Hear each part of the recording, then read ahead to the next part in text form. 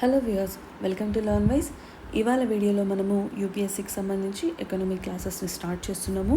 So ఈ classes ద్వారా మనము ఎకనామిక్స్లోని basic concepts and important topics ఏవైతే ఉన్నాయో అవన్నీ కూడా మనము కవర్ చేద్దాము. So today is our class 1. First మనము ఎకనామిక్స్ స్టార్ట్ చేసే ముందు ఎకనామిక్స్ అంటే ఏంటో మనకు తెలియాలి కదా. సో ఎకనామిక్స్ అంటే ఏంటంటే మనకు సొసైటీలో ఏవైతే గూడ్స్ అండ్ సర్వీసెస్ అవైలబుల్ ఉన్నాయో వాటి యొక్క ప్రొడక్షన్, డిస్ట్రిబ్యూషన్ అండ్ కన్జంప్షన్ గురించి స్టడీ చేసేదాన్ని ఏమంటాం మనము ఎకనామిక్స్ అంటాం అనమాట. So economics is study of production, distribution and consumption of goods and services available in the society. Okay, so ఇలాంటి ఎకనామిక్స్ మనకు 2 టైప్స్గా మనం చెప్పుకుంటాము. ఒకటి మైక్రో ఎకనామిక్స్ అంటాము, ఇంకొకటి మ్యాక్రో ఎకనామిక్స్ అంటాం అనమాట. మైక్రో ఎకనామిక్స్ ఏంటంటే ఇది మనకు ఇండివిజువల్ ఎకనామిక్ యూనిట్ స్టడీ గురించి ఇది చెప్తుందన్నమాట. మైక్రో ఎకనామిక్స్ ఫర్ సపోజ్ ఒక పర్సన్ యొక్క ఇన్కమ్ ఎంత, లేదా ఒక ఫామ్ యొక్క ప్రొడక్షన్ అవుట్పుట్ ఎంత అనే దాని గురించి చెప్పేది ఏంటి మైక్రో ఎకనామిక్స్. మ్యాక్రో ఎకనామిక్స్ ఏం చెప్తుందంటే మనకు ఇది ఎకనామిక్ సిస్టమ్ యాజ్ హోల్ చెప్తుందనమాట. ఫర్ సపోజ్ మన నేషనల్ ఇన్కమ్ ఎంత, జీడిపి ఎంత, ఎకనామిక్ యావరేజెస్ ఏంటి, ఇలాంటిది మనకు మ్యాక్రో ఎకనామిక్స్ చెప్తుంది. ఒక పర్సన్ ఆర్ ఒక ఫామ్ అంటే ఒక ఇండివిజువల్ ఎకనామిక్ యూనిట్ గురించి చెప్పేదేంటి మైక్రో ఎకనామిక్స్ అంటాము. ఇవాళ మనము మైక్రో ఎకనామిక్స్కి సంబంధించి కొన్ని టాపిక్స్ని డిస్కస్ చేద్దాము. ఓకే, సో మైక్రో ఎకనామిక్స్లో మనం ఇప్పుడు ఏమేమి చూస్తాం, టైప్స్ ఆఫ్ మార్కెట్స్ చూస్తాము, ఇంకా యూటిలిటీ అంటే ఏంటి, టైప్ ఆఫ్ గూడ్స్ ఏంటి, మనకు లా ఆఫ్ సప్లై ఏంటి, లా ఆఫ్ డిమాండ్ ఏంటి, ఇంకా ప్రీవియస్ ఇయర్స్ క్వశ్చన్స్ని మనం చూస్తామన్నమాట. సో ఫస్ట్ మనకు టైప్స్ ఆఫ్ మార్కెట్స్ అంటే ఏంటి, ఇంతకు మార్కెట్ అంటే ఏంటంటే మనకు బయ్యర్కి సెల్లర్కి ఉండే ఒక కాంటాక్ట్ పాయింట్ అని మనం చెప్తామన్నమాట. ఫస్ట్ సపోజ్ నేను ఈ మార్కెట్ కింద అమెజాన్ని ఇక్కడ తీసుకుంటున్నా. బయ్యర్ ఎక్కడో ఉంటారు, సప్లయర్ ఎక్కడో ఉంటారనమాట, సెల్లర్ ఎక్కడో ఉంటారు. సో వీళ్ళిద్దరికి కూడా కాంటాక్ట్ పాయింట్ ఏంటి, అమెజాన్. ఓకే, సో అమెజాన్ ఇక్కడ ఏమవుతుంది, ఇట్స్ ఒక మీన్ ఆర్ మోడ్ అనమాట. ఓకే, ఇదేంటి మనకు ఈ మార్కెట్కి ఇది మనకు ఒక ఎగ్జాంపుల్ ఏంటి, అమెజాన్. సో అర్థమైంది అనుకుంటా. ఇప్పుడు మనము మార్కెట్లో ఎన్ని టైప్స్ ఉన్నాయో చూద్దాం. మేజర్గా మనకు 4 టైప్స్ ఉంటాయి. అవి ఏంటంటే perfect competition, monopolistic competition and oligopoly అంటామన్నమాట. ఓకే, సో ఇవేంటో మనం ఇప్పుడు చూద్దాం. పర్ఫెక్ట్ కాంపిటీషన్ అంటే ఏంటంటే మనకు ఇందులో లార్జ్ నెంబర్ ఆఫ్ ఫార్మ్స్ ఉంటాయి అనమాట. అంటే ఆ ప్లేస్ అంతా కూడా, ఆ మార్కెట్ ప్లేస్ క్రౌడెడ్ అయిపోయి ఉంటుంది. అంటే చిన్న చిన్న ఫార్మ్స్ అన్నీ కూడా ఎక్కువ number of firms, similar type of firms మనం ఇక్కడ చూస్తాం. సో హోమోజెనస్ ప్రోడక్ట్ అంటామన్నమాట. హోమోజెనస్ అంటే అందరూ కూడా సిమిలర్ ప్రోడక్ట్నే తయారు చేస్తుంటారు ఆర్ ప్రొడ్యూస్ చేస్తుంటారు అనమాట. సో ఇలా అయినప్పుడు ఏమవుతుంది, మార్కెట్ అనేది ఏదైతే ఉందో ఆ మార్కెట్ ప్రైస్ ఫిక్స్ చేస్తుందన్నమాట. Okay, market is a price fixer. Okay, so example ఇప్పుడు ఒకటి తీసుకుందాం పర్ఫెక్ట్ కాంపిటీషన్ ఎగ్జాంపుల్ మనం ఇప్పుడు రైస్ తీసుకున్నాం అనుకోండి. ఓకే, సో చాలామంది రైతులు ఏం చేస్తారు, ఒకటే రకమైన గ్రేడ్కి సంబంధించిన రైస్ని ప్రొడ్యూస్ చేస్తున్నారు అనుకోండి. సో మనకి ఇప్పుడు మార్కెట్లో ఏమైపోయింది, market is a price maker. ఒకరి దగ్గర కాకుండా ఇంకొకరి దగ్గర సేమ్ రైస్ అవైలబుల్ ఉంటుంది. కాబట్టి ఏమవుతుంది, ఇక్కడ ఎక్స్ప్లాయిటేషన్ అనేది కొంచెం తక్కువగా ఉంటుందన్నమాట. సో మార్కెట్ అనేది ప్రైస్ని ఫిక్స్ చేస్తుంది. కాబట్టి అందుకే దీన్ని మనం ఏమంటాం, పర్ఫెక్ట్ కాంపిటీషన్ అని అంటాము. సేమ్ మనము మిల్క్ కూడా చెప్పొచ్చు అనమాట. ఓకే, సో మిల్క్ కూడా మనకు డిఫరెంట్ సప్లయర్స్ ఉంటారు. ఓకే, డిఫరెంట్ కంపెనీస్ ఉంటాయి. ఒకటి కాకుండా కూడా ఇంకొకటైనా కూడా, ఎందుకంటే సేమ్ మిల్క్ ప్రొడ్యూస్ చేస్తున్నారు కదా.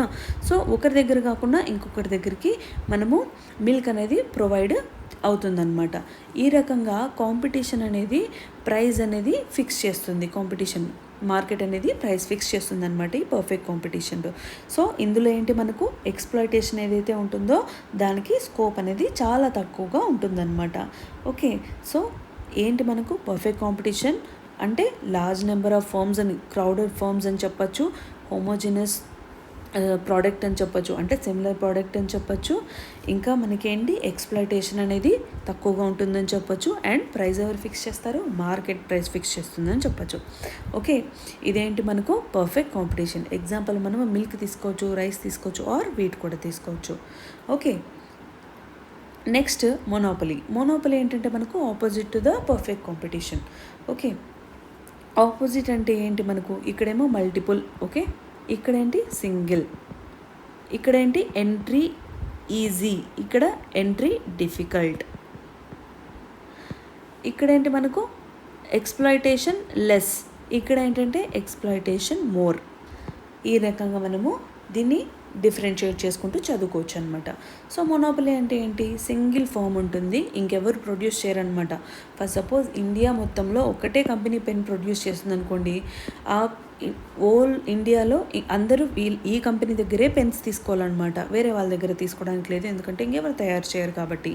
సో ఒక్కరే ప్రొడ్యూస్ చేస్తున్నారు కాబట్టి ప్రైస్ కూడా వీళ్ళే ఫిక్స్ చేస్తారనమాట. సో వీళ్ళు ఎంత పెడితే అంత ప్రైస్కి తీసుకునే వాళ్ళు, కొనుక్కునే వాళ్ళు తీసుకోవాల్సి వస్తుంది. దీనివల్ల ఏమవుతుంది, ఎక్స్‌ప్లాయిటేషన్ అనేది బాగా ఉంటుంది అని చెప్తాము. దీన్ని ఏమంటాం మనము, మొనోపొలీ అని అంటాం అనమాట. Okay, some of the examples మనం చూస్తే ఇక్కడ ఐఆర్సిటీసీ మనకు ఏవైతే రైల్వే సీట్స్ టికెట్స్ కావాలో మనం ట్రైన్లో బుక్ చేసుకోవటానికి గవర్నమెంట్ వీటికి ఇస్తుందన్నమాట. ఈ టికెట్స్ అనేవి మనకు గవర్నమెంటే ప్రొవైడర్ అనమాట, ఇంకెవరే కానీ ప్రొవైడ్ చేయలేరనమాట ఐఆర్సిటీసీలో. ఇది ఒక గుడ్ ఎగ్జాంపుల్ ఫర్ మొనోపలీ అని చెప్పచ్చు. సో మొనోపలీ అంటే ఏంటి, ఒక్కరే ఉంటారు సర్వీస్ ప్రొవైడరు, సో అందరూ కూడా వాళ్ళ దగ్గరే తీసుకోవాలన్నమాట, వేరే వాళ్ళ దగ్గర తీసుకోవడానికి అవకాశం లేదు. ఏమంటాం దీన్ని, మొనోపలీ అంటాం అనమాట. నెక్స్ట్ వచ్చి మొనోపలిస్టిక్ కాంపిటీషన్. సో ఇందాక ఏదైతే పర్ఫెక్ట్ కాంపిటీషన్ చెప్పుకున్నామో అండ్ సెకండ్ మొనోపలీ చెప్పుకున్నామో, ఆ రెండింటి మిక్చర్ ఇదేంటి, మొనోపలిస్టిక్ కాంపిటీషన్ అని మనం చెప్తాము. సో మొనోపలిస్టిక్ కాంపిటీషన్లో ఏంటంటే మనకు ఇక్కడ మనం చూస్తే ఈ ఏవైతే మనకు మిక్చర్ లైక్ ఇందాక మనం చదువుకున్నట్లు కొంచెం మొనోపలీ ఉంటుంది అండ్ కాంపిటీషన్ ఉంటుంది అనమాట. ఫర్ ఎగ్జాంపుల్ మనం ఇక్కడ చూస్తే ఏవైతే ఈ సోప్ కంపెనీస్ కానీ లేదా షాంపూ కంపెనీస్ కానీ ఇంకా మనము పెన్సిల్స్, ఇంకా మూవీస్, నావెల్స్ ఇవన్నీ కూడా చూస్తాం. ఇందులో లార్జ్ నెంబర్ ఆఫ్ ఫార్మ్స్ ఉంటాయి with differentiated product. Okay, with differentiated product అంటాం అనమాట. సో ఫస్ట్ మనం పర్ఫెక్ట్ దాంట్లో ఏం చెప్పుకున్నాము, ఇట్స్ అ హోమోజినస్ ప్రోడక్ట్ అని చెప్పుకున్నాం, అంటే ప్రోడక్ట్ అంతా కూడా సిమిలర్గా ఉంటుంది అని చెప్పుకున్నాం పర్ఫెక్ట్ కాంపిటీషన్లో. మొనోపలిస్టిక్ కాంపిటీషన్లో ఏంటంటే ప్రోడక్ట్ డిఫరెన్షియేటెడ్ అనమాట. ఓకే, అంటే ఒక్కొక్క సేమ్ ప్రోడక్టే కానీ డిఫరెంట్ షేప్స్ అండ్ ఫార్మ్స్లో మనము చూస్తామన్నమాట. ఏంటిది, మొనోపలిస్టిక్ కాంపిటీషన్. ఓకే, సో నెక్స్ట్ ఇందులో ఏంటి, ఎక్స్‌ప్లాయిటేషన్కి కూడా స్కోప్ ఉంటుంది అండ్ ఎంట్రీ అండ్ ఎగ్జిట్ కూడా ఫ్రీగానే ఉంటుందన్నమాట, అంటే not too much restricted, it's a combination of both కాబట్టి. ఓకే, సో ఇదేంటి మనకు మొనోపలిస్టిక్ కాంపిటీషన్. నెక్స్ట్ ఒలిగోపోలీ చూద్దాం. ఒలిగోపోలీ ఏంటంటే మనకు ఫ్యూవర్ ఫార్మ్స్ ఉంటాయి అన్నమాట, కొన్ని ఫార్మ్స్ ఉంటాయి, ఫ్యూ ఫార్మ్స్. సో ఇవేంటంటే ఒకటికి ఒకటి ఇంటర్ డిపెండెంట్ అని చెప్తామన్నమాట, or intertwined. So interdependent, for suppose example తీసుకుంటే జియో ఉంది కదా మనకు. సో జియో వాళ్ళు ప్రైస్ ఒకవేళ తగ్గించారనుకోండి, data pack lower data pack ఇచ్చారనుకోండి, ఆటోమేటిక్గా ఏదైతే ఎయిర్టెల్ కానీ బిఎస్ఎన్ఎల్ కానీ ఉందో వీళ్ళు కూడా తగ్గించడానికి ట్రై చేస్తారనమాట. సో వీళ్ళకి తగ్గించే ఉద్దేశం లేదు, కానీ వీళ్ళు తగ్గించారు కాబట్టి వీళ్ళు తగ్గించాల్సి వస్తుంది. దీన్ని ఏమంటాం మనము, ఒలిగోపోలీ అంటాం అనమాట. Which are firms are inter dependent అంటాము. సో ఈ ఇంటర్ డిపెండెంట్ అన్నప్పుడు మనం ఒక కాన్సెప్ట్ని ఇక్కడ గుర్తు చేసుకోవద్దు, దాని పేరే మనము కార్టెల్ అంటాం అనమాట. కార్టెల్స్ అంటే ఏంటంటే మనకు ఫ్యూ కంపెనీస్ లైక్ కంపెనీ 1, 2, 3, 4 ఇలా అన్నీ ఒకే దానికి సంబంధించిన కంపెనీస్ అనమాట, ఒకే ఫామ్కి సంబంధించినవి. ఇవేంటంటే ఏం చేస్తాయంటే ఒక అగ్రిమెంట్ లాగా ఫామ్ అవుతాయి అన్నమాట. ఫామ్ అయిపోయి ఏం చేస్తాయి, మార్కెట్ ప్రైస్ని డిసైడ్ చేస్తాయి అన్నమాట. ఓకే, సో ఎగ్జాంపుల్ కానీ మనం చూసినట్లయితే OPEC companies. Okay, OPEC companies అంటే ఏంటి మనకు, organisation of petroleum exporting companies అనమాట, countries. Okay, organisation of petroleum exporting countries. ఇవేం చేస్తాయి, పెట్రోలియంని ఈ సప్లైని వాటిని డిసైడ్ చేస్తాయి అన్నమాట. ఓకే, సో దీనివల్ల ఏమవుతుంది, వన్స్ ఏదైతే మార్కెట్లో ఎంత సప్లై ఉండాలి, ఎంత ప్రైస్ ఉండాలి ఒక్కొక్క బ్యారెల్ అనేది వీళ్ళే డిసైడ్ చేస్తారు. దీనివల్ల ఏం ఎఫెక్ట్ అయిందంటే మనకు 1973లో ఆయిల్ షాక్ అని ఒకటి జరిగిందనమాట. ఓకే, సో ఏమైపోయిందంటే సప్లై అనేది ఆపేయడం జరిగింది. అంతేకాకుండా ఏదైతే ఫర్ సపోజ్ 1 బ్యారెల్ 50 రూపీస్కి అప్పట్లో ఉండేదనుకోండి, 50 రూపీస్ నుంచి 150 రూపీస్కి దాన్ని అమ్మడం స్టార్ట్ చేశారనమాట. ఓకే, తీసుకుంటే తీసుకోండి లేకుంటే లేదన్నట్టు ఆల్మోస్ట్ 300% అది పెరిగిపోయిందనమాట. సో ఆయిల్ అనేది ఏంటి మనకు, it's a main source of energy for industries. కాబట్టి మనకు ఈ ఏదైతే ఆయిల్ షాక్ అయిందో 1973లో, ఈ షాక్ వల్ల ఎకనామిక్ అండ్ పొలిటికల్ ఇన్స్టెబిలిటీ అయిపోయిందనమాట గ్లోబలీ. సో అందుకే ఈ కార్టల్స్ ఏవైతే ఉన్నాయో అవి కొన్ని కంట్రీస్లో నాట్ లీగల్. ఓకే, దీన్ని ఏమంటాం మనము? కార్టెల్. ఓకే, సో ఇంతవరకు మనం ఏం చూసాము? Perfect competition, monopoly, monopolistic competition and oligopoly అని మనము మేజర్గా 4 చెప్పుకున్నాం. ఇప్పుడు అనదర్ 3 చూద్దాం. Natural monopoly, bilateral monopoly and monopsony. So ముందుగా మనము ఇక్కడ చూస్తే మొనోప్సనీ అంటే ఏంటంటే మార్కెట్లో సెల్లర్స్ చాలామంది ఉంటారు కానీ బయ్యర్ ఒక్కరే ఉంటారనమాట. ఓకే, అంటే ఏంటి? మనకు ఒకసారి ఎగ్జాంపుల్ చూద్దాం. ఇప్పుడు ఫర్ సపోజ్ ఇండియా డిఫెన్స్ మనకు డిఫెన్స్ సిస్టంలో చూస్తే కానీ ఒక 4-5 కంపెనీస్ ఏం చేస్తాయి? ట్యాంక్స్ని ప్రొవైడ్ చేస్తాయి అన్నమాట. ఓకే, ట్యాంక్స్ని ప్రొవైడ్ చేస్తాయి కానీ కొనేది ఎవరు? Indian defence system. ఓకే, మనకు మినిస్ట్రీ ఆఫ్ డిఫెన్సెస్ వాటిని పర్చేస్ చేయాలి, ఇంకెవరే కానీ పర్చేస్ చేయడానికి లేదు కాబట్టి so many sellers but only 1 buyer, దాన్ని ఏమంటాము? మొనోప్సనీ అంటాం అనమాట. Next bilateral monopoly. ఇందులో single buyer, single seller. So ఇందులోనే ఈ డిఫెన్స్ ఎక్విప్మెంట్ దాంట్లోనే మనం ఇంకొకటి ఎగ్జాంపుల్ తీసుకోవచ్చు. ఫర్ ఎగ్జాంపుల్ మనకి ఏదైతే హిందుస్థాన్ ఏరోనాటిక్ లిమిటెడ్ ఉందో బెంగళూరులో, సో వీళ్ళు ఏం చేస్తారు? ఫైటర్ జెట్స్ని ప్రిపేర్ చేస్తారనుకోండి. సో ఇండియాలో వీళ్ళు తప్ప ఇంకెవరు ఫైటర్ జెట్స్ని ప్రిపేర్ చేయరు. సో ఓన్లీ హెచ్ఏఎల్ ప్రిపేర్ చేస్తుంది. అండ్ వీటిని పర్చేస్ చేసేది ఎవరు? మనకు గవర్నమెంటే పర్చేస్ చేయాలి. So single buyer and single seller. Okay, ఒకటే బయ్యర్ ఉంటారు, ఒకరే సెల్లర్ ఉంటారనమాట. దీన్ని ఏమంటాం మనము? బైలేటరల్ మొనోపలీ అని అంటాము. నెక్స్ట్ వచ్చి మనకు న్యాచురల్ మొనోపలీ అంటే ఏంటి అని అంటే మనకు ఒక్కటే ఫామ్ ఏం చేస్తుందంట? ఆ economic efficiency are economic gain అనేది తీసుకుంటుందంట ఒక్కటే ఫామ్. ఎగ్జాంపుల్ కానీ మనం చూస్తే ఫర్ సపోజ్ విజయవాడ టు హైదరాబాద్కి ఒక హైవే ఉందనుకోండి. ఈ హైవే ఎవరైతే వేశారో ఫర్ సపోజ్ ఇది అదానీ అనుకోండి వేసింది. సో అదానీ వాళ్ళకు మాత్రమే ఇందులో ఎకనామిక్గా బెనిఫిట్ ఉంటుంది, మిగిలిన వాళ్ళకు ఉండదు. ఓకే, ఎందుకు? అదానీ ఈ గవర్నమెంట్ ఏదైతే టెండర్ ఇచ్చిందో అదాని వాళ్ళకే ఇచ్చింది కాబట్టి సో ఒకటే కంపెనీనే ఇందులో ఉండగలదు. సో న్యాచురల్గా దీన్ని మొనోపలీ అని అంటాం అనమాట, natural monopoly. Okay, so monopsony, bilateral monopoly and natural monopoly ఇవేంటి? మనకు టైప్స్ ఆఫ్ మార్కెట్స్ ఇంతవరకు మనం చూసింది. నెక్స్ట్ మనము టైప్స్ ఆఫ్ గూడ్స్ చూద్దాము. మనము మార్కెట్లో ఏ రకమైన గూడ్స్ చూస్తాము అండ్ అవి మనము ఎలా డిఫరెన్షియేట్ చేస్తాము అనేది మనం ఇప్పుడు చూద్దాం. సో టైప్స్ ఆఫ్ గూడ్స్లో మనము మేజర్గా 4 టైప్స్ చెప్తాం: inferior, Giffen, substitute and complementary. Inferior goods అంటే ఏంటి? సో ఇన్ఫీరియర్ గూడ్స్ ఏంటంటే మనకు goods whose demand drops when people income rises. So ఒక ఫ్యామిలీ ఉంది, ఆ ఫ్యామిలీ ఏం చేసేవాళ్ళంట?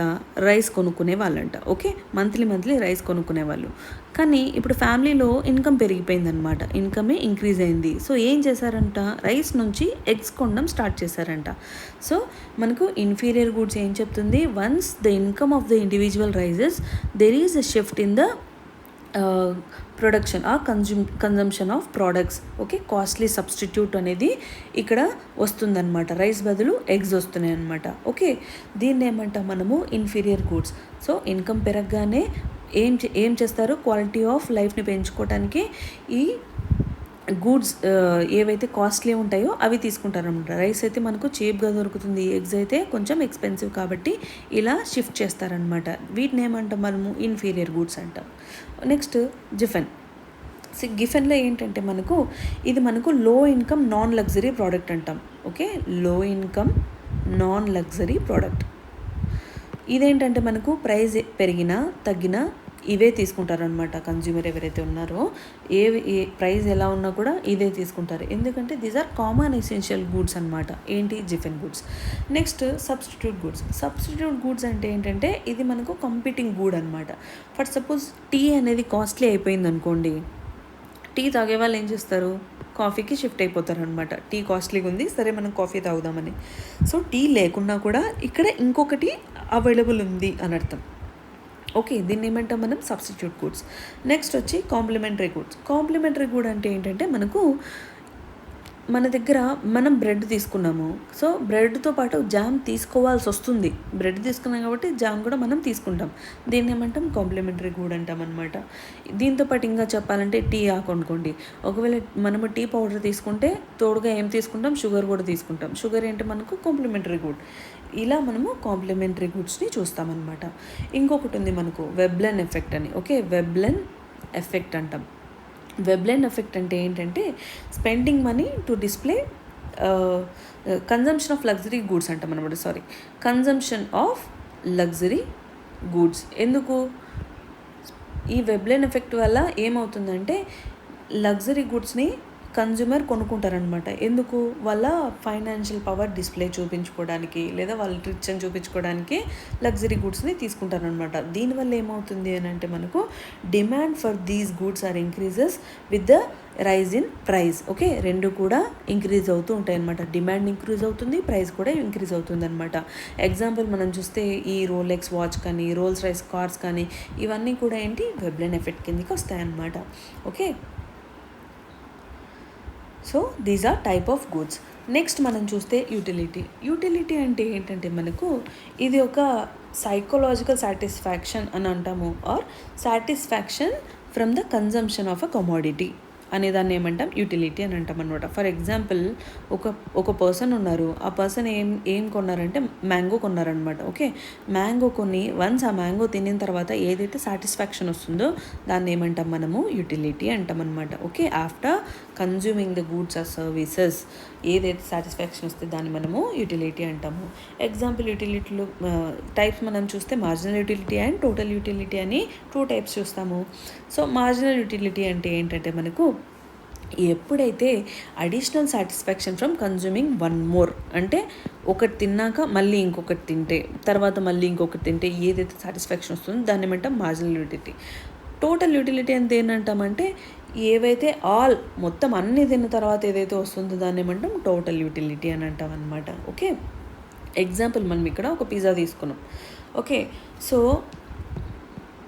దిస్ ఈజ్ ఇది మార్జినల్ యూటిలిటీ, ఇది టోటల్ యూటిలిటీ నెంబర్స్. ఇక్కడ మనకు పిజ్జాలో టోటల్గా ఎన్ని ఉన్నాయి, 8 పీసెస్ ఉన్నాయి. So number 1 piece, first piece తినగానే ఏమనిపించిందంట, total marginal utility 10 out of 10కి 10 వచ్చాయన్నమాట. 10 అనిపించింది. సో టోటల్ యూటిలిటీ ఎంత, మార్జినల్ యూటిలిటీ ఎంత ఉంటే మనం అంతే వేస్తాం, 10 వేస్తాం. సో సెకండ్ పీస్ తినగానే ఏమనిపించింది, ఫస్ట్ పీస్ తిన్నంత ఆనందం లేదు కానీ కొంచెం అయితే అనిపించింది, కాబట్టి ఇక్కడ నేను 8 వేస్తున్నాను. ఇప్పుడు టోటల్ యూటిలిటీ అని ఎంత చెప్తాము అంటే 10 + 8 ఎంత వచ్చిందో అది మనకు టోటల్ యూటిలిటీ, అంటే మొత్తం కలిపి మనం టోటల్ చేస్తాము. ఓకే, నెక్స్ట్ మనం చూస్తే థర్డ్ పీస్లో మనకు ఎంత అనిపించింది, మళ్ళీ 6 అనిపించింది అనమాట. ఓకే, 10 అవుట్ ఆఫ్ 6 కొంచెం తగ్గిందనమాట మళ్ళీ. ఓకే, దాని తర్వాత ఏమైంది, ఇక్కడ మనకు టోటల్గా 24 ఇక్కడ. ఓకే, ఇలా మనకేంటి పీస్ తినే కొద్దీ ఏదైతే మార్జినల్ యూటిలిటీ ఉంటుందో కొంచెం ఎక్కువ అయిపోతుంది అనమాట. తినే కొద్దీ అది ఎక్కువ అయిపోతుంది, ఇంకా తినాలనిపించదు. లాస్ట్కి ఏమైపోతుందంటే మైనస్ అయిపోతుంది అనమాట. ఆ మైనస్ అయినప్పుడు ఏమవుతుంది, మనం కూడా ఇక్కడ మైనస్ చేస్తాము. ఇలా మనకు ఏదైతే ఉందో marginal utility, so marginal utility తగ్గిపోతూ వస్తుందన్నమాట. As the number of consuming additional units are increasing, marginal unit decreases. దీన్నే మనం ఏమంటామంటే law of diminishing marginal utility అని అంటామన్నమాట. Okay, so marginal utility has a tendency to fall.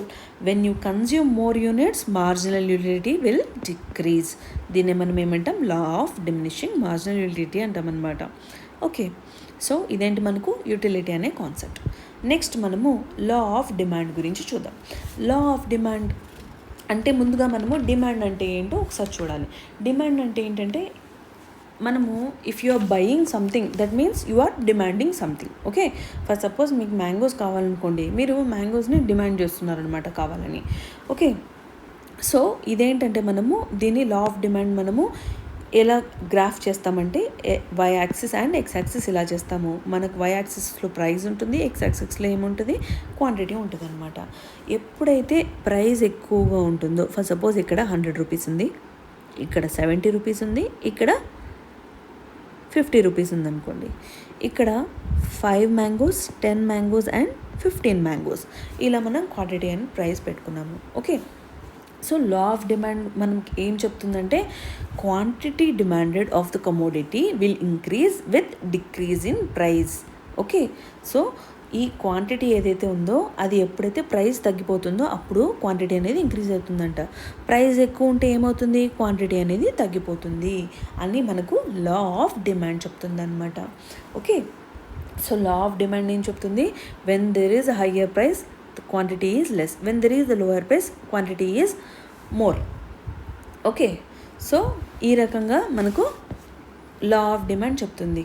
So దీంట్లో మనం ఇంకొకటి చూస్తాం, ఇక్కడ ఆపర్చునిటీ కాస్ట్ అని. ఆపర్చునిటీ కాస్ట్ అంటే ఏంటంటే మనకు ఫస్ట్ సపోజ్ ఇక్కడ ఎవరైతే మనకు 100 రూపీస్కి 5 మ్యాంగోస్ కొనుక్కుంటున్నారో, సో వీళ్ళు ఏంటంటే మనకు వీళ్ళు few people who are okay with the price and they wants to buy. So when they buy at higher prices, the goods ఎప్పుడైతే మనకు హయ్యర్ ప్రైస్కి వెళ్తాయో అప్పుడు వీళ్ళు ఆపర్చునిటీ కాస్ట్ అనేది కూడా వీళ్ళకు హయ్యర్ ప్రైస్లో ఉంటుందన్నమాట of buying that good. Opportunity cost అంటే ఏంటంటే మనకు ఫస్ట్ సపోజ్ ఒక ఎగ్జాంపుల్ ఒకటి చెప్తున్నాను. ఒక ఓనర్ ఉన్నాడు అనుకోండి, ఒక ఫ్యాక్టరీ ఓనర్ ఉన్నారు. ఆ ఫ్యాక్టరీ ఓనర్ ఏం చేస్తారంటే కార్స్ని ప్రొడ్యూస్ చేస్తారనమాట. ఓకే, బైక్స్ని ప్రొడ్యూస్ చేద్దాము అని అనుకున్నారు కానీ ఇప్పుడు కార్స్ ప్రొడ్యూస్ చేస్తున్నారు. సో దీనివల్ల ఏమైంది, బైక్స్ వల్ల వచ్చే ఏదైతే ఇన్కమ్ ఉంటుందో ఆ ఇన్కమ్ని మిస్ అవుతున్నారు కదా. సో దాన్ని ఏమంటామంటే ఆపర్చునిటీ కాస్ట్ అనమాట. So the benefits missed by the ఎవరైతే కన్జ్యూమర్ ఉన్నారో by choosing the other option, దాన్ని ఏమంటాం మనము ఆపర్చునిటీ కాస్ట్ అంటాం అనమాట. ఓకే, సో ఇదేంటి మనకు law of demand. Law of demand మనకి ఏం చెప్తుంది, when the price is more the quantity will be less, when the quantity is more the price will be less. Okay, so next వచ్చి మనకు ఏవేవి determinants ఉన్నాయి అంటే మనకి ఏ ఫ్యాక్టర్స్ ఎఫెక్ట్ చేస్తున్నాయి లా ఆఫ్ డిమాండ్కి అని అంటే మనకు మనకి ఇక్కడ ఇవ్వడం జరిగింది. ఒకటి ఫస్ట్ వన్ ఏంటంటే price of commodity. Price of commodity ఏంటంటే మనకు ఇందాకే చెప్పుకున్నాము. సో ఎప్పుడైతే మనకు ప్రైస్ తగ్గుతుందో డిమాండ్ అనేది పెరుగుతుంది. ఓకే, ఇదొకటి. ఇంకొకటి price related goods. Price related goods అంటే ఏంటంటే మనకు ఫస్ట్ సపోజ్ సబ్స్టిట్యూట్స్ అని చెప్పచ్చు అనమాట. ఇందాక మనం చెప్పుకున్నట్లు ఈ టీ ఎప్పుడైతే మనకు ఇంక్రీజ్ అవుతుందో ఆటోమేటిక్గా ఏం చేస్తారు, కాఫీకి షిఫ్ట్ అయిపోతారు. సో కాఫీకి షిఫ్ట్ అవ్వడం వల్ల ఏమైంది, కాఫీకి డిమాండ్ పెరిగిపోయింది ఇప్పుడు. ఓకే, అర్థమవుతుందా.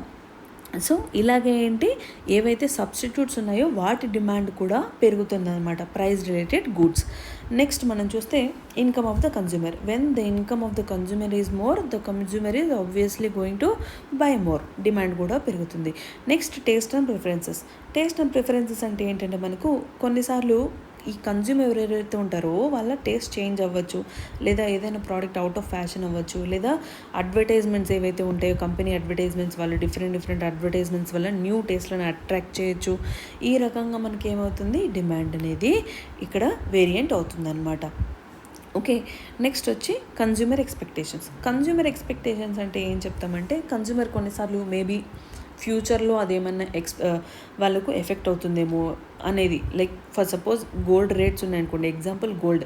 సో నెక్స్ట్ వీక్ నుంచి గోల్డ్ 1 lakh అవుతుంది 10 grams అని చెప్పాను అనుకోండి. సో అందరు ఏం చేస్తారు, ఈ వీక్ ఎవరైతే గోల్డ్ కొనాలనుకుంటున్నారో అందరూ ఈ వీకే కొనేస్తారనమాట. ఎందుకు, నెక్స్ట్ వీక్ నుంచి 1 lakh అయిపోతుంది కాబట్టి. Okay, so if they are expecting something to change in future then also demand will be high. Okay, ఇవేంటి మనకు డిటర్మినెంట్స్ ఆఫ్ డిమాండ్. ఇప్పుడు మనము సప్లైకి చూద్దాం. సప్లై అంటే ఏంటి మనకు అంటే supply okay various quantities of commodities okay which a firm is willing to sell or able to sell at different prices. Okay, so quantities sold at different prices. మనం ఇక్కడ X axis కింద quantity తీసుకుంటాం, Y axis కింద price తీసుకుంటాము. ఇదేంటంటే మనకు ఈ prices ఏవైతే ఉన్నాయో అవి పెరుగుతూ ఉంటాయంట అండ్ క్వాంటిటీ అనేది కూడా పెరుగుతూ ఉంటుంది అని మనం చెప్తాము. సో మనకు లా ఆఫ్ డిమాండ్ అయితే మనకు డౌన్వర్డ్ కర్వ్ ఉంటుంది, లా ఆఫ్ సప్లై అయితే మనకు అప్వర్డ్ కర్వ్ ఉంటుంది అనమాట. ఓకే, సో ఎందుకు మనకు ఈ సెల్లర్ ఎవరైతే ఉన్నారో వాళ్ళు హయ్యర్ ప్రైస్ ఎందుకు పెడుతున్నారు అంటే ఆబ్వియస్గా ప్రాఫిట్ కోసమే పెడతారు. ప్రాఫిట్ అంటే ఏంటంటే మనకు money received by firm okay company minus total cost. Total cost అని చెప్తాను. సో ఫర్ సపోజ్ కార్ అనుకోండి, ఒక కార్ తీసుకుంటున్నాను నేను. సో 20 lakhs నేను పే చేశాను కంపెనీకి. కానీ కంపెనీకి పడిన టోటల్ కాస్ట్ ఎంత 15 lakhs మాత్రమే పడింది. సో వాళ్ళకేంటి 5 lakhs అనేది ప్రాఫిట్. ఓకే, సో ఎందుకు సెల్లర్ హైయర్ ప్రైస్కి అమ్ముతున్నారు? ప్రాఫిట్ కోసమే అమ్ముతున్నారు. మనకు లా ఆఫ్ సప్లై ఏం చెప్తుంది? Law of supply the price will increase with the quantity of supply అని మనకు లా ఆఫ్ సప్లై చెప్తుంది అనమాట. ఓకే, సో దీన్ని డిటర్మైన్ చేసేవి ఏంటి అని అంటే మనకు కొన్ని డిటర్మినెంట్స్ మనం చూస్తాము. ఒకటి, price increases with quantity of supply, ఇందాకే మనం చెప్పుకున్నాము. ఓకే, నెక్స్ట్ ఏంటి? Prices related to the goods. So different గూడ్స్కి ఏంటి మనకు డిఫరెంట్ ప్రైజెస్ని మనము చూస్తాము. ఫర్ సపోజ్ ఒక ఆటోమొబైల్ మ్యానుఫ్యాక్చరింగ్ ఉందనుకోండి, ఆటోమొబైల్ మ్యానుఫ్యాక్చరింగ్ అన్నీ కూడా ఒకే దగ్గర ఉండవు కదా, కొన్ని పార్ట్స్ని ఇంపోర్ట్ చేసుకుంటారు. అలా వీళ్ళు ఏదైతే ఒక ప్రోడక్ట్ని తయారు చేయాలో వాళ్ళు ఇంపోర్ట్ కూడా చేసుకుంటారు. కాబట్టి ఆ ప్రైస్ అనేది ఏదైతే వీళ్ళు దీనికి పే చేస్తారో ఇంపోర్ట్స్కి, ఆబ్వియస్గా ఓవరాల్ కాస్ట్ మీద కూడా ఆ ఇంపాక్ట్ అనేది ఉంటుంది. ఓవరాల్గా ఆ ఇంపాక్ట్ కూడా సప్లై మీద పడుతుంది అనమాట. ఓకే, నెక్స్ట్ వచ్చి prices of factors of production. So production cost, for suppose production cost పెరిగిందనుకోండి, ఆబ్వియస్గా ఏవైతే మనకు ఎండ్ ఆఫ్ ద ప్రోడక్ట్ ఉంటుందో ఆ ఎండ్ ఆఫ్ ద ప్రోడక్ట్ అనేవి తక్కువ అయిపోతాయి, సప్లై కూడా తగ్గిపోతుంది. ఇది కూడా మనకు ఏంటి? ఒక determinant for the supply. Next technology బాగా ఇంప్రూవ్ అయితే మనకు సప్లై కూడా ఇంక్రీజ్ అవుతుంది అనమాట. Okay, so next producers. Okay, ఎవరైతే గూడ్స్ని ప్రొడ్యూస్ చేస్తున్నారో మనకు సిమిలర్ గూడ్స్ని డిఫరెంట్ పీపుల్ కూడా డిఫరెంట్ ఫర్మ్స్ కూడా ఒకవేళ ప్రొడ్యూస్ చేస్తాయి అనుకోండి, ఆబ్వియస్గా సప్లై అనే దాని మీద ఎఫెక్ట్ పడుతుంది. నెక్స్ట్ ట్యాక్స్ అండ్ సబ్సిడీస్ కానీ మనం చూసినట్టయితే ఒక ఫర్మ్ గవర్నమెంట్కి ఇంత ట్యాక్స్ పే చేస్తుంది అనుకోండి, ఆ హెవీ ట్యాక్సెస్ అయిపోతే ఏమైపోతుంది? ఓకే, వర్కర్స్ ఉంటారు, సప్లయర్స్ ఉంటారు, గవర్నమెంట్ అందరికీ మనీ పే చేస్తే ఫర్మ్ దగ్గర ఏం మిగిలి ఉంటుంది వాళ్ళు ప్రోడక్ట్ని తయారు చేయడానికి? ఓకే, సో ఎండ్ ఏమవుతుంది? డిక్రీజ్ ఆఫ్ సప్లై అయిపోతుంది. సో గవర్నమెంట్ ఏం చేస్తుందంటే to boost production in the economy, taxes are reduced some times. Okay, so ఇవన్నీ కూడా ఏంటి? డిటర్మినెంట్స్ ఆఫ్ సప్లై అని మనం చెప్తాము. ఓకే, సో ఇదేంటి మనకు law of supply. Previous years questions 2 ఉన్నాయి, ఒకసారి చూద్దాము. సో ఇక్కడ మనము ఈ క్వశ్చన్ చూద్దాము. అదర్ థింగ్స్ రిమైన్ అన్చేంజ్డ్ అంటే other things are constant. Market demand for a good might increase if. So market demand for ఒక ప్రోడక్ట్కి మార్కెట్ డిమాండ్ ఇంక్రీజ్ అవుతుంది ఎప్పుడు అని అంటే మనకు price of its substitute increases. First one వచ్చి, సో ఎప్పుడైతే మనము మార్కెట్లో ఏదైతే సబ్స్టిట్యూట్ ఉందో దాని ప్రైస్ ఇంక్రీజ్ అయినప్పుడు ఏమవుతుంది? ఆటోమేటిక్గా దాని సబ్స్టిట్యూట్ ప్రైస్ ఇంక్రీజ్ అయిపోతుంది. ఇందాక మనం చెప్పుకున్నాం కదా టీ అండ్ కాఫీకి. సో టీకి మనం టీ ప్రైస్ ఒకవేళ ఇంక్రీజ్ అయిపోతే దాని సబ్స్టిట్యూట్ ఏంటి? కాఫీ మనకు. సో అందరూ కూడా కాఫీ మీద పడితే ఏమవుతుంది? దీని డిమాండ్ పెరిగిపోతుంది. ఓకే, సో దీని ప్రైస్ కూడా మనకు ఏమవుతుంది? Price of its substitute increases. Okay, option number 1. And ఇంకొకటి ఏంటి? Its price falls. ఇంకొకటి మనం చూస్తే, సో ఒక మార్కెట్లో ఒక గూడ్ యొక్క డిమాండ్ ఎప్పుడు పడిపోతుంది, ఎప్పుడు మనకి ఇంక్రీజ్ అవుతుంది అంటే ఎప్పుడైతే ఆ గూడ్ యొక్క ప్రైస్ తక్కువగా దొరుకుతుందో ఆ ప్రోడక్ట్, ఆబ్వియస్గా దాని డిమాండ్ పెరుగుతుంది. So 1 and 4 is the answer here. Next మనము ఇంకొకటి ఇక్కడ చూస్తే, if a commodity is provided free to the public by government. So government ఏం చేస్తుందంట? ఒక కమోడిటీని ఫ్రీగా ప్రొవైడ్ చేస్తుందంట. సో ప్రొవైడ్ చేసినప్పుడు ఏంటి మనకు దాన్ని ఆపర్చునిటీ కాస్ట్ ఎలా తీసుకుంటాం? మనం ఇందాక చెప్పుకున్నాం కదా, ఆపర్చునిటీ కాస్ట్ అంటే ఏంటి? ఇందాక ఒక ఫ్యాక్టరీలో కార్స్ అండ్ బైక్స్ ప్రొడ్యూస్ చేస్తే ఆ బైక్స్ ఏవైతే ఉన్నాయో ఆ బైక్స్కి ఏదైతే బెనిఫిట్ వస్తుందో, ఆ రెవెన్యూ బైక్స్ వల్ల వస్తుందో ఆ రెవెన్యూని మనం ఏమంటాము? ఆపర్చునిటీ కాస్ట్ అంటాం. అంటే benefits missed by the owner by choosing the other option, దాన్ని ఏమంటాం మనము? ఆపర్చునిటీ కాస్ట్ అంటాం. ఓకే, సో ఇప్పుడు చూద్దాం మనం.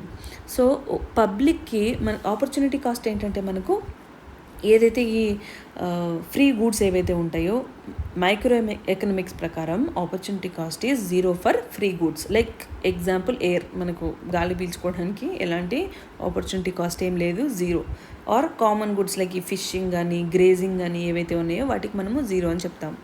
ఓకే, కానీ ఇక్కడ ఏమవుతుంది, provided free to the public by government అంటే ఏంటి, పబ్లిక్ గవర్నమెంట్ ఫ్రీగా ప్రొవైడ్ చేస్తుంది. ఫస్ట్ సపోజ్ స్ట్రీట్ లైట్స్ అనుకోండి, స్ట్రీట్ లైట్స్ ఏమైంది, గవర్నమెంట్ వీటిపైన స్పెండ్ చేసింది మనీ. సో దీనివల్ల ఇప్పుడు ఏం చేస్తుంది గవర్నమెంట్ అంటే మనకు ట్యాక్స్ పేయింగ్ పబ్లిక్ ఎవరైతే ఉన్నారో వాళ్ళ దగ్గర నుంచి మనీని వసూలు చేస్తుంది అనమాట. ఓకే, సో ఏది గవర్నమెంట్కి కూడా ఫ్రీగా రాదు కదా, మనం ట్యాక్స్ పే చేస్తేనే వాళ్ళు కూడా మన మీద స్పెండ్ చేస్తారు. So the opportunity cost is transferred from consumer of the product to the tax paying public is the answer. So ఇవేంటి మనం ఇవాళ చూసిన topics of micro economics. Tomorrow మనము ఇంకొన్ని టాపిక్స్ గురించి మనము నెక్స్ట్ క్లాస్లో డిస్కస్ చేద్దాము. ఓకే, ఈ పీడిఎఫ్ మీకు టెలిగ్రామ్ లింక్లో అవైలబుల్ ఉంటుంది, మీరు అందులో జాయిన్ అయ్యి పీడిఎఫ్ని డౌన్లోడ్ చేసుకోవచ్చు. Thank you for watching.